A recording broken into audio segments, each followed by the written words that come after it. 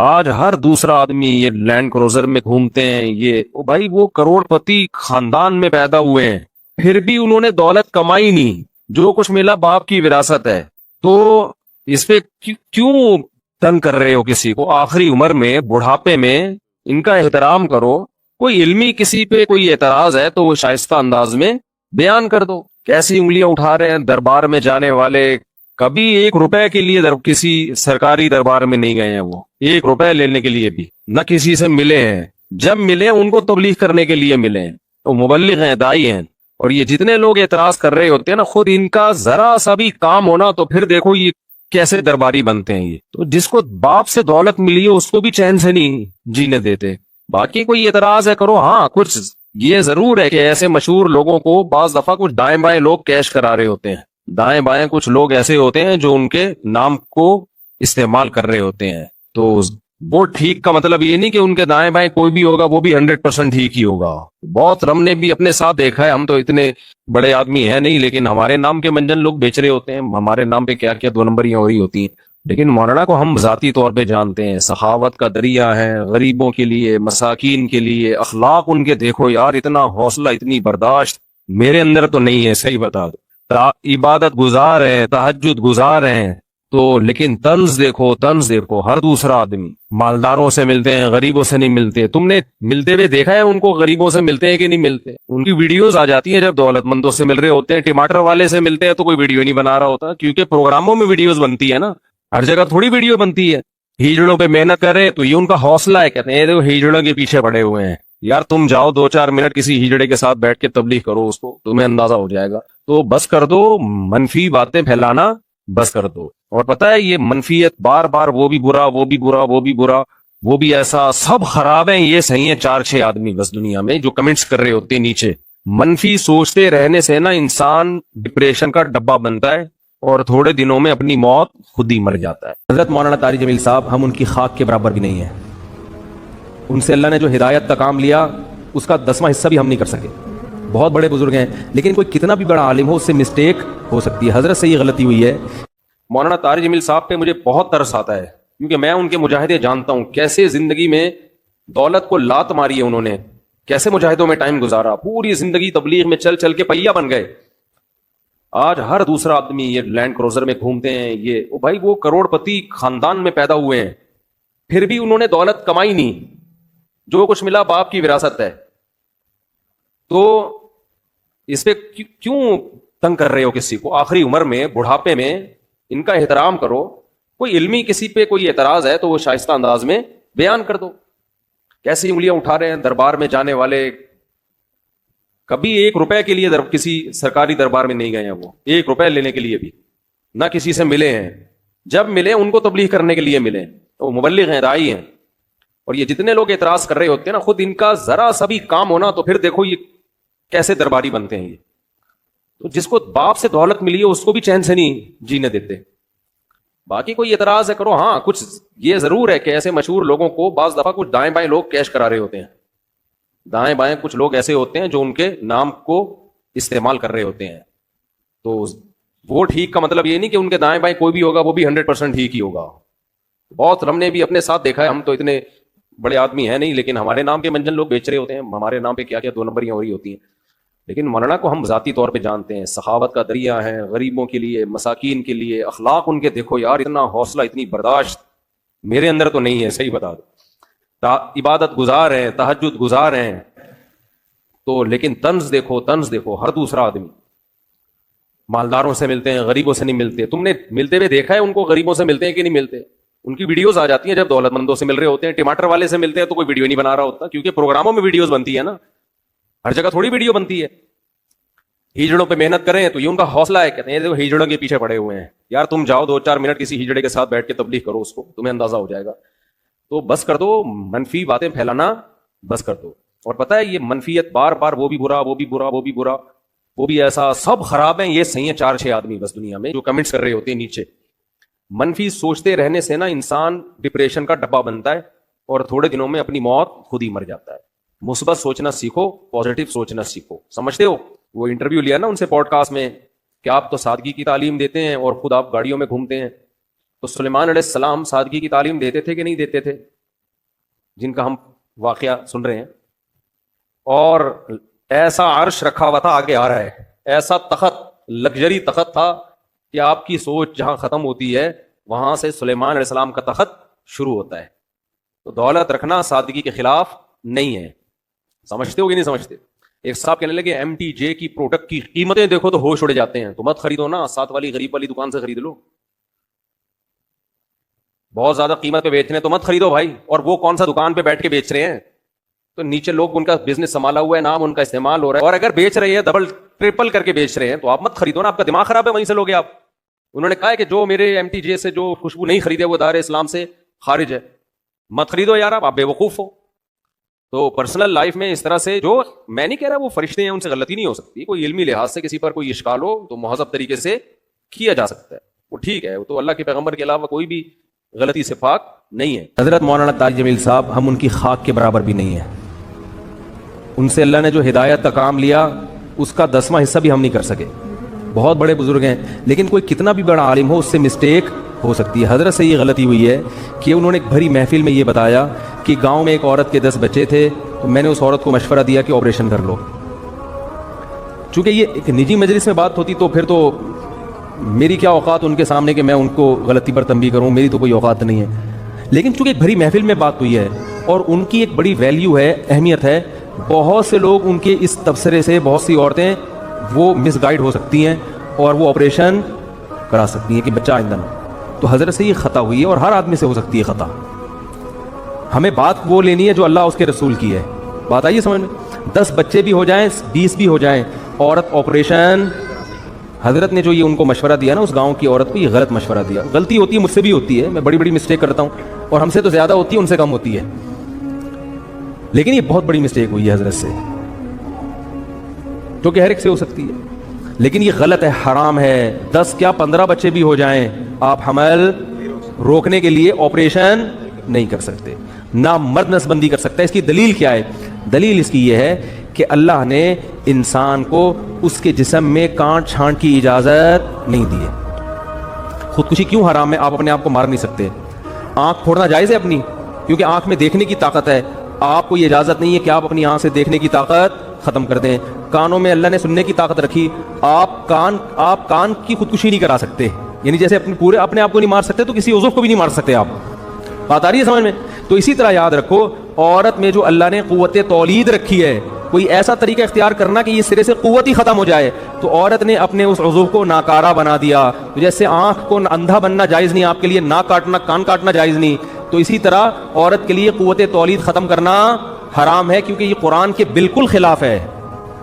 قرآن میں آتا ہے کہ شیطان نے یہ کہا کہ میں ان کو حکم دوں گا فَلَا يُغَيِّرُنَّ خَلْقَ اللَّهِ، اللہ یہ اتنے باغی ہو جائیں گے کہ تیری بنائی ہوئی تخلیق کو تبدیل کرنے شروع کر دیں گے، یعنی تو نے جو جس ڈیزائن میں پیدا کیا ہوگا نا اس تخلیق کو کیا کر دیں گے یہ۔ تو عورت میں اللہ نے تولید کی صلاحیت رکھی ہے، عورت وقتی طور پر حمل روکنے کی تدبیر اختیار کر سکتی ہے کسی ضرورت سے، جیسے صحابہ بھی کرتے تھے، لیکن قوت تولید کو کسی قیمت پہ ختم نہیں کر سکتی۔ یہ پھر اللہ کی بنائی ہوئی تخلیق کو کیا ہے، اور یہ سب کے نزدیک حرام۔ دیوبندی بھی علماء بھی حرام کہتے ہیں، بریلوی علماء بھی حرام کہتے ہیں، اہل حدیث بھی اس کو حرام کہتے ہیں، کہیں سے بھی فتویٰ لے لو، عرب علماء بھی حرام کہتے ہیں، عجم بھی حرام کہتے ہیں، جامع۔ بسم اللہ الرحمن الرحیم۔ رسول اللہ صلی اللہ علیہ وسلم نے ارشاد فرمایا، ان من افضل ایامکم یوم الجمعہ فاکثروا علی الصلاة فیہ، فاکثروا من الصلاة فیہ، فرمایا تمہارے دنوں میں سب سے بہترین دن جمعہ کا دن ہے، اس لیے اس دن مجھ پہ کثرت سے درود پڑھا کرو۔ فإن صلاتکم معروضۃ علی، اس لیے کہ تمہارا درود مجھ تک پہنچایا جاتا ہے۔ صحابی نے پوچھا، یا رسول اللہ کیف تعرض علیک صلاتنا وقد ارمت، ہمارا درود آپ تک کیسے پہنچایا جائے گا جبکہ آپ جب دنیا سے جائیں گے، قبر میں جسم آپ کا ختم ہو جائے گا، تو ہمارا درود آپ تک کیسے پہنچے گا؟ تو آپ صلی اللہ علیہ وسلم نے فرمایا، ان اللہ حرم علی الارض اجساد الانبیاء، اللہ تعالیٰ نے پیغمبروں کے جسموں پر زمین پر پیغمبروں کے جسموں کو حرام کر دیا، زمین کسی پیغمبر کے جسم کو کبھی ختم نہیں کرتی۔ تو یہ بھی امت کا اجماعی عقیدہ ہے کہ جتنے بھی انبیاء ہیں ان کے جسم بالکل سلامت رہتے ہیں۔ شہداء میں تو یہ بہت زیادہ مشاہدہ ہوتا ہے بہت سارے شہداء کے جسم سلامت رہتے ہیں۔ تو ایک اور حدیث میں آپ صلی اللہ علیہ وسلم نے فرمایا من صلی علیہ صلاۃ صلی اللہ بہا عشرہ، جس نے مجھ پر ایک دفعہ درود بھیجا۔ درود کہتے ہیں نبی صلی اللہ علیہ وسلم کے لیے اللہ تعالیٰ سے خصوصی رحمت کی دعا کرنا۔ ایک ہوتا ہے عام دعا، کسی کے لیے بھی رحمت، صلات کہتے ہیں خصوصی رحمت جو اللہ اپنے خاص بندوں پہ کرتا ہے۔ اس لیے صلات کا جو لفظ ہے نا، یہ درود اور صلات یہ پیغمبر کے علاوہ کسی کے لیے جائز نہیں ہے، کیونکہ یہ صلات خاص کس کے خاصہ ہے؟ یہ پیغمبروں کا۔ اس لیے ہم اللہم صلی علی محمد تو کہہ سکتے ہیں، لیکن یوں نہیں کہہ سکتے اللہم صلی علی فلان۔ تو وہ صلی جو ہے نا، صلات یہ خاص قسم کی رحمتیں ہوتی ہیں جو اللہ پیغمبروں پر بھیجتے ہیں۔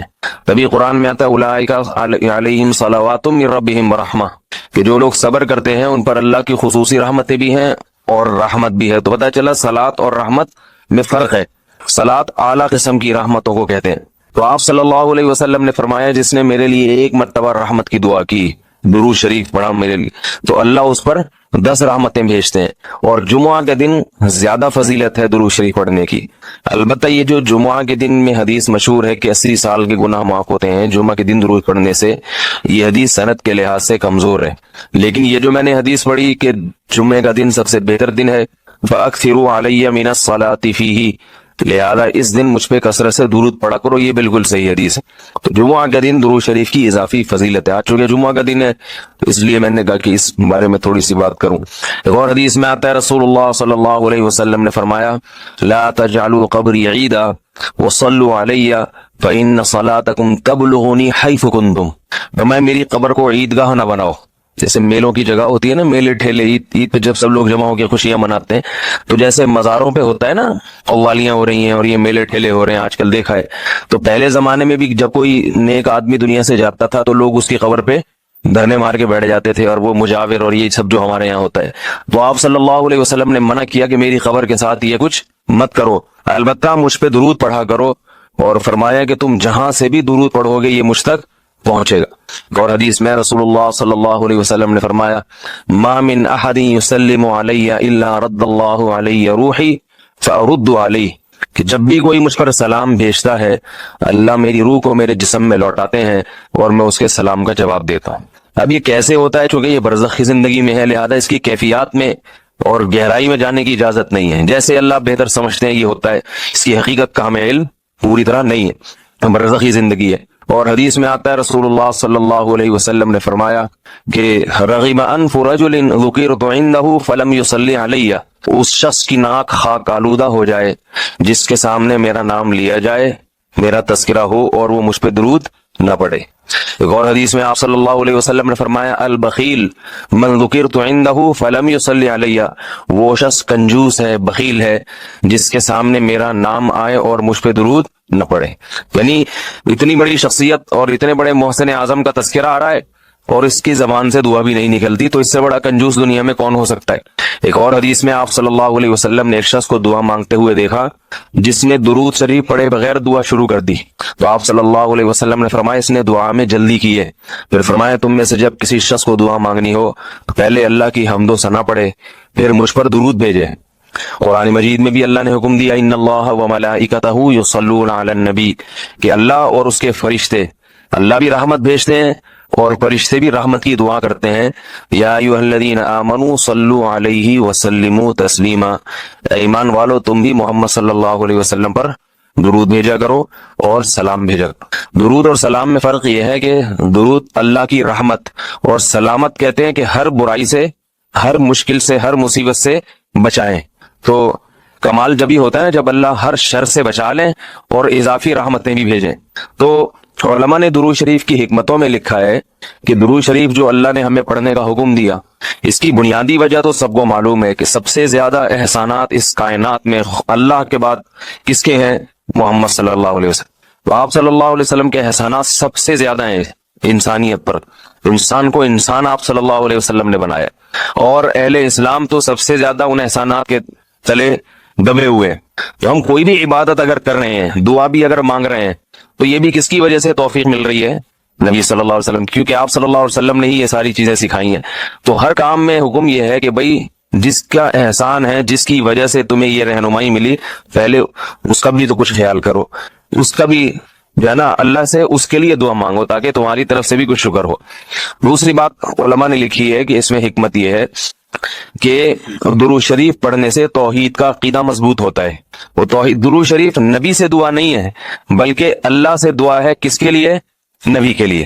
تو پتہ یہ چلا کہ نبی پر بھی اللہ کی رحمتیں ہوں گی، اور دعا کون مانگ رہا ہے؟ ہم مانگ رہے ہیں۔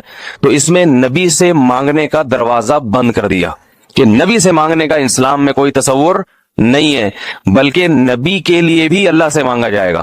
تو جب نبی کے لیے بھی اللہ سے مانگنے کا حکم ہے تو اپنے لیے نبی سے کیسے مانگنے کا حکم ہو گیا؟ سمجھ میں آ رہی ہے بات کہ نہیں آ رہی؟ یعنی نبی کے لیے بھی کس سے مانگنے کا حکم ہے؟ اللہ سے۔ تو اپنے لیے کس سے مانگیں گے؟ بطریق اولا بطریق اولا ہم پھر اللہ سے مانگیں گے۔ تو اس سے عقیدہ توحید مضبوط ہوتا ہے۔ اور تیسری بات یہ کہ علماء نے لکھا ہے کہ جب درود شریف پڑھیں تو اس نظریے سے نہ پڑھیں کہ نبی ہماری دعا کے محتاج ہیں، نبی اللہ کی رحمت کے تو محتاج ہیں، یہ تو درود شریف سے پتہ چلتا ہے، لیکن اللہ کی وہ رحمت اس وقت بھی ہوتی اگر ہم یہ دعا نہ مانگتے۔ تو ہمیں اس لیے ہے کہ ہم بھی انگلی کٹا کے شہیدوں میں نام لکھوا لیں۔ سمجھ رہے ہیں نا؟ اس کی حضرت مولانا اشرف علی تھانوی رحمہ اللہ نے بڑی پیاری مثال دی، فرمایا کہ جیسے کوئی بادشاہ اپنے شہزادے پر کچھ انعام کرنا چاہے، بادشاہ تو چاہتا ہے نا اپنی اولاد کو نوازنا، اپنے محبوب، شہزادہ اس کا محبوب ہوتا ہے، تو آپ اگر بادشاہ سے سفارش کر دیں کہ حضرت یہ تحفہ آپ اپنے شہزادے کو دے دیں یا یہ فلاں چیز اپنے شہزادے کو، تو بادشاہ تو پہلے بھی دے رہا ہے، لیکن آپ کے کہنے سے وہ اور خوش ہو جائے گا، اور خوش ہو جائے گا کہ بھئی دیکھو جو کام میں چاہتا تھا یہ بھی اسی کی درخواست کر رہا ہے۔ تو نتیجہ کیا نکلے گا؟ تھوڑا سا آپ کو بھی دے دے گا وہ، ٹھیک ہے نا، کہ چلو یہ گڑ تم بھی منہ میٹھا کر لو اپنا، تم نے اتنا اچھا کام کیا۔ اور اگر آپ کسی کو حکم دیں اس کے دشمن پہ خرچ کرنے کا، آپ جا کے کہیں بھائی وہ تمہارا دشمن ہے، تمہارا دل چاہتا ہے اس کا گلا دبا دو، تو ایسا کرو اس کو ہدیے ودیے دیا کرو، تو کہے گا میں اس کو گلا دبانا چاہتا ہوں اور تو ہدیے کی ترغیب دے رہا ہے تو میں تیرا بھی گلا دباؤں گا۔ تو دشمن پہ خرچ کرنے کا جب حکم دیا جاتا ہے تو اس سے سامنے والا غصے میں آتا ہے۔ دوست پہ خرچ کرنے کا، احسان کرنے کا جب آپ کسی کو کہیں گے تو وہ خوش ہوتا ہے۔ باپ کو اگر کہا جائے نا اپنے بچوں پہ اور کھلائے کریں، بڑی خوشی ہوتی ہے، تو باپ کا دل اور سینہ اور چوڑا ہو جائے گا۔ تو ایسے ہی اللہ تعالیٰ کو اپنے رسول صلی اللہ علیہ وسلم سے محبت ہے، اللہ تو خصوصی رحمتیں بھیجیں گے ہی، لیکن ہم اگر اللہ سے درخواست کر دیں گے کہ اللہ تو خصوصی رحمتیں بھیج، تو اس میں تھوڑی سی ہماری بھی کیا ہو جائے گی؟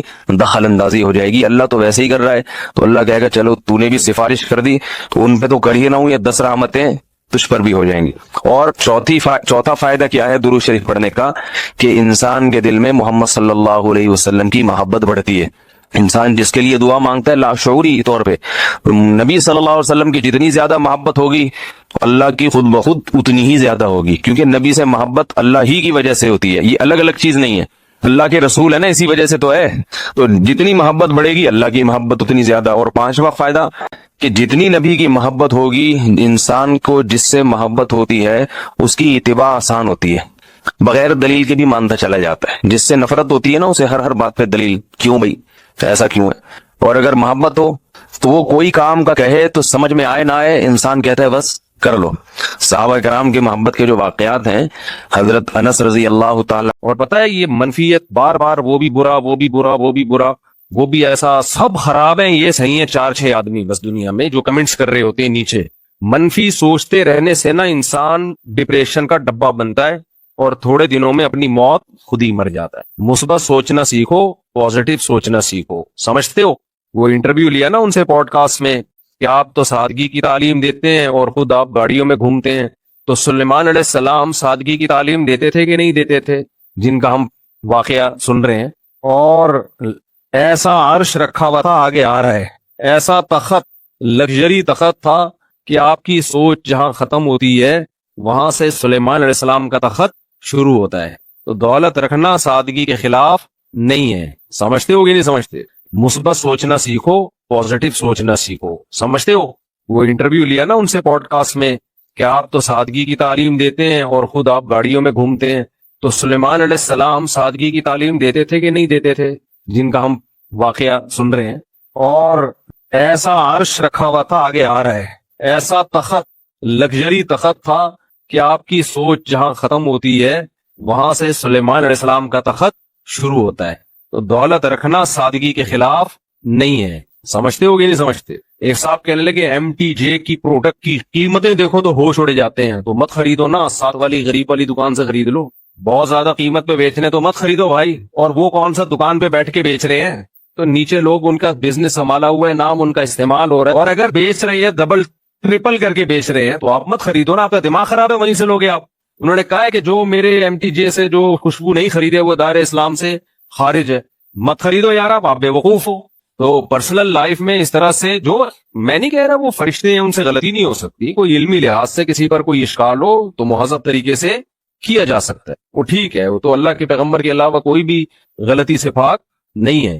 تو بہت افسوس ہوتا ہے، قوم جو ہے نا بہت منفی سوچتی ہے، بہت منفی سوچتی ہے۔ مولانا طارق جمیل صاحب پہ مجھے بہت ترس آتا ہے، کیونکہ میں ان کے مجاہدے جانتا ہوں، کیسے زندگی میں دولت کو لات ماری ہے انہوں نے، کیسے مجاہدوں میں ٹائم گزارا، پوری زندگی تبلیغ میں چل چل کے پہیا بن گئے۔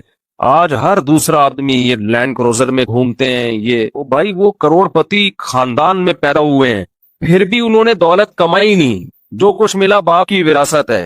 تو اس پہ کیوں تنگ کر رہے ہو کسی کو؟ آخری عمر میں، بڑھاپے میں ان کا احترام کرو، کوئی علمی کسی پہ کوئی اعتراض ہے تو وہ شائستہ انداز میں بیان کر دو۔ کیسی انگلیاں اٹھا رہے ہیں دربار میں جانے والے، کبھی 1 روپے کے لیے کسی سرکاری دربار میں نہیں گئے ہیں، وہ 1 روپے لینے کے لیے بھی نہ کسی سے ملے ہیں، جب ملے ان کو تبلیغ کرنے کے لیے ملے، وہ مبلغ ہیں، دائی ہیں۔ اور یہ جتنے لوگ اعتراض کر رہے ہوتے ہیں نا، خود ان کا ذرا سا بھی کام ہونا تو پھر دیکھو یہ کیسے درباری بنتے ہیں۔ یہ تو جس کو باپ سے دولت ملی ہے اس کو بھی چین سے نہیں جینے دیتے۔ باقی کوئی اعتراض ہے کرو، ہاں کچھ یہ ضرور ہے کہ ایسے مشہور لوگوں کو بعض دفعہ کچھ دائیں بائیں لوگ کیش کرا رہے ہوتے ہیں، دائیں بائیں کچھ لوگ ایسے ہوتے ہیں جو ان کے نام کو استعمال کر رہے ہوتے ہیں، تو وہ ٹھیک کا مطلب یہ نہیں کہ ان کے دائیں بائیں کوئی بھی ہوگا وہ بھی 100% ٹھیک ہی ہوگا۔ بہت ہم نے بھی اپنے ساتھ دیکھا ہے، ہم تو اتنے بڑے آدمی ہیں نہیں، لیکن ہمارے نام کے منجن لوگ بیچ رہے ہوتے ہیں، ہمارے نام پہ کیا کیا دورمبریاں ہو رہی ہوتی ہیں۔ لیکن مولانا کو ہم ذاتی طور پہ جانتے ہیں، سخاوت کا دریا ہے، غریبوں کے لیے، مساکین کے لیے، اخلاق ان کے دیکھو یار، اتنا حوصلہ، اتنی برداشت میرے اندر تو نہیں ہے، صحیح بتا دو۔ عبادت گزار ہیں، تہجد گزار ہیں، تو لیکن طنز دیکھو، طنز دیکھو، ہر دوسرا آدمی مالداروں سے ملتے ہیں، غریبوں سے نہیں ملتے۔ تم نے ملتے ہوئے دیکھا ہے ان کو، غریبوں سے ملتے ہیں کہ نہیں ملتے؟ ان کی ویڈیوز آ جاتی ہیں جب دولت مندوں سے مل رہے ہوتے ہیں، ٹماٹر والے سے ملتے ہیں تو کوئی ویڈیو نہیں بنا رہا ہوتا، کیونکہ پروگراموں میں ویڈیوز بنتی ہے نا، ہر جگہ تھوڑی ویڈیو بنتی ہے۔ ہیجڑوں پہ محنت کرے تو یہ ان کا حوصلہ ہے، کہتے ہیں ہیجڑوں کے پیچھے پڑے ہوئے ہیں۔ یار تم جاؤ 2-4 منٹ کسی ہیجڑے کے ساتھ بیٹھ کے تبلیغ کرو، اس کو تمہیں اندازہ ہو جائے گا۔ تو بس کر دو منفی باتیں پھیلانا، بس کر دو۔ ایک صاحب کہنے لگے ایم ٹی جے کی پروڈکٹ کی قیمتیں دیکھو تو ہوش اڑ جاتے ہیں، تو مت خریدو نا، ساتھ والی غریب والی دکان سے خرید لو۔ بہت زیادہ قیمت پہ بیچنے تو مت خریدو بھائی، اور وہ کون سا دکان پہ بیٹھ کے بیچ رہے ہیں، تو نیچے لوگ ان کا بزنس سنبھالا ہوا ہے، نام ان کا استعمال ہو رہا ہے، اور اگر بیچ رہے ہیں ڈبل ٹرپل کر کے بیچ رہے ہیں تو آپ مت خریدو نا، آپ کا دماغ خراب ہے، وہیں سے لوگے آپ۔ انہوں نے کہا ہے کہ جو میرے ایم ٹی جے سے جو خوشبو نہیں خریدے وہ دار اسلام سے خارج ہے، مت خریدو یار، آپ بے وقوف ہو۔ تو پرسنل لائف میں اس طرح سے، جو میں نہیں کہہ رہا وہ فرشتے ہیں ان سے غلطی نہیں ہو سکتی، کوئی علمی لحاظ سے کسی پر کوئی اشکال ہو تو مہذب طریقے سے کیا جا سکتا ہے، وہ ٹھیک ہے، وہ تو اللہ کے پیغمبر کے علاوہ کوئی بھی غلطی سے پاک نہیں ہے۔ تو بہت افسوس ہوتا ہے، قوم جو ہے نا بہت منفی سوچتی ہے، بہت منفی سوچتی ہے۔ کیسے زندگی میں دولت کو لات ماری ہے انہوں نے، کیسے مجاہدوں میں ٹائم گزارا، پوری زندگی تبلیغ میں چل چل کے پہیا بن گئے۔